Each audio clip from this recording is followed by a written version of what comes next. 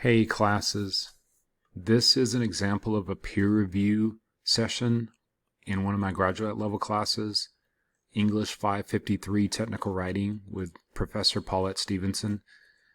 We did groups of 3 just like we'll be doing in our English 101 class. Here I was with Brianna Gibson and Kara Cox, and this is Brianna Gibson's paper. We were doing a content analysis plan for companies. Brianna Gibson chose Nike.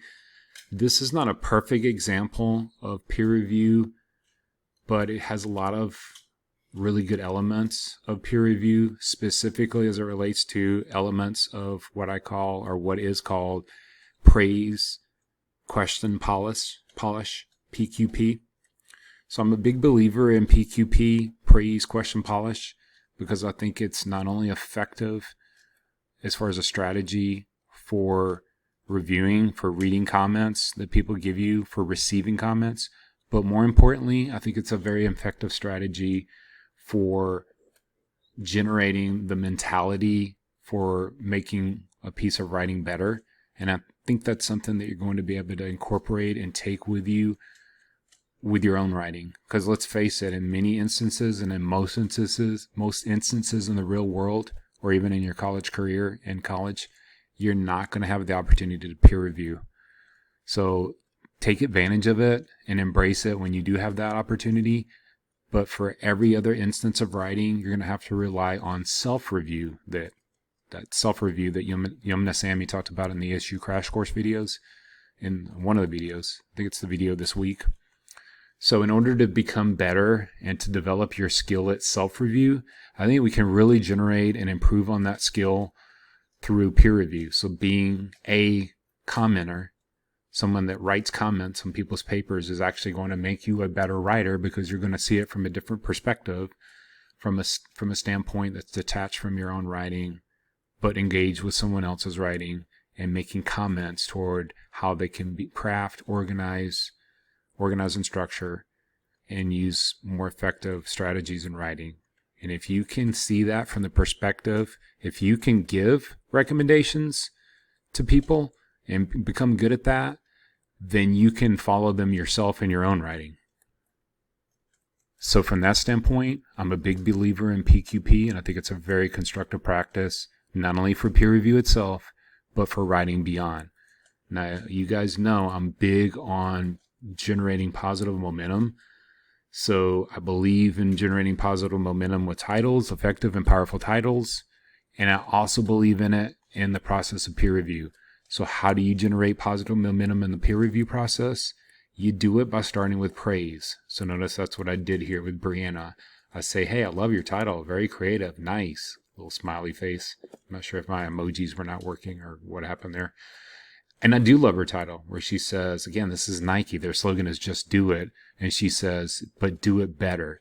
And that's basically speaking to this idea that Nike and this content analysis plan has certain things within their marketing strategies and their communication to their customers that they can do better. As successful as Nike is, and as much as they've got the market cornered, the global market, they can still do better. There's always, there's always the upward trajectory of improvement and doing better.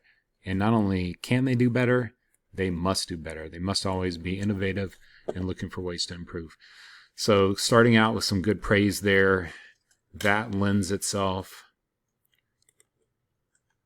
to an item of question. So I go straight from praise up here to question here. I literally have the question mark. And she makes the assertion that well-established brands must work even harder to maintain success. So I question her on that. I say, hey, what are you basing this comment on? Nike sells quality products and excellent service, and they're doing a great job. So why is it harder for them to maintain success specifically? I'm not doubting that that's possible. I'm just questioning her and making that assertion. So we go from praise to up here to question. Here, Kara Cox asks for an expansion. She says, I like that you give us the history in the podcast, then insert the problem here. Actually, that's praise, sorry.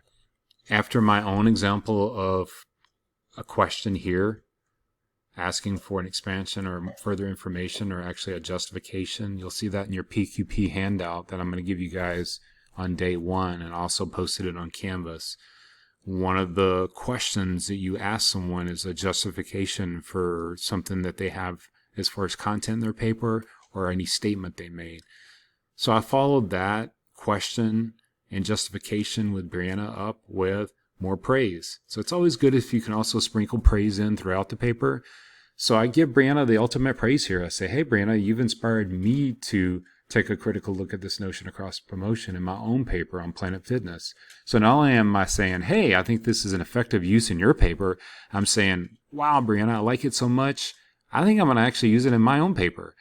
That's one of the most beautiful things you can hear in peer review, and that just is like music to your ears when you see that. Here I want to point out that I go from praise to question to praise, and then I put a little bit of praise here in saying, hey, this is a very well-crafted and effective sentence.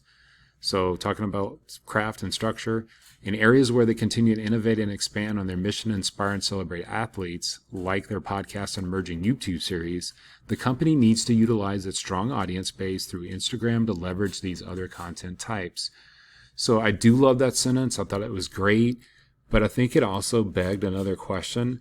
And that's where, once again, I'm questioning her to what's the connection here? So what do you think the connection is between I literally asked her, hey, I got one question. Devil's advocate, gotta love that. To what extent would the cross-promotion itself possibly interfere with or clutter the Instagram feed? So that's basically a way of asking, yes, you're saying that we can use the Instagram feed to cross-promote Nike's other branches of social media, YouTube and their podcast, their YouTube channel and podcast. But to what extent will that be a little bit perhaps detrimental? And I also asked the question down here, whether, in my devil's advocate and furthering that point, do you think it's conceivable that Nike has maybe a specific appeal to a target sub-target audience within each platform? In other words, their Instagram platform has a specific niche market, as does their YouTube and podcast channel, that you would not want to cross-promote. You would just clutter things up and annoy people. You're just going to annoy the Instagram users that are typically going to be a younger audience when you continuously hammer them with cross-promotion of a podcast that nobody cares about. So this relates to questioning content. So I'm questioning Brianna on the content of placing that in there, or at least not questioning it, or at least bringing in that context as a question. All right. I go from that question to another example of praise, where I say I love the idea of the audio clips, and even linked it to our reading. And back to praise, say she has a nice sentence here, but then I question her. So I do, even within one comment, you can kind of do that little comment sandwich where you say something nice and then something not so nice, critical, and then something nice again. So I literally ask her here, or I literally make the statement, yeah, that's a nice sentence, but honestly, I would not make that assumption here. Consumers have known Nike's purpose since their inception. Yeah, and this is the beauty of peer review, Brianna, and she's a pretty sharp cookie. So she probably didn't even realize that she wrote this sentence, or didn't even mean for it to sound like that, because I don't think she would have been tighter with her writing there and her connection, her logical connection. So it's a question that I wanted to point out through peer review, that, hey, you might want to make that assumption there. Using words like no, a word like no is pretty strong. The inception, I mean, since they first were created and first came into existence, really? Do we really know that from the minute Nike came into existence? That's what the word is. I mean, whether you think she even meant that or not, that's literally what she's saying. From their inception, everybody knows, everybody knew, consumers have known. I didn't put the exact quote known. That was pretty loose on my part.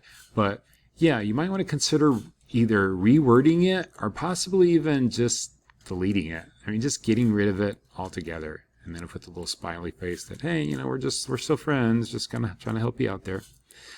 At the end, I leave her, should technically leave her with a little bit of praise, but I intended to come back. I say, I'll do the peer review later, got to run. Honestly, Brianna, I don't think I ever got back to you. I'm apologizing to you if you're out there. I ran away in my Nike shoes and apparently never came back. I'm sure wherever you are in the world right now, you're successful, and me never coming back to finish this peer review did not slow you down at all. Again, pun. So, yeah, sorry, Brianna, but that's what a peer review looks like. Peer review session, or an example of several elements. A little bit, not as much polish here as I would have liked, but maybe that would have been the case further down the line, more in the editing phase. But I'll try to find a couple examples more examples of peer review. Hopefully this has been beneficial for you just to see it in action. This is what it looks like. Have a great weekend, guys.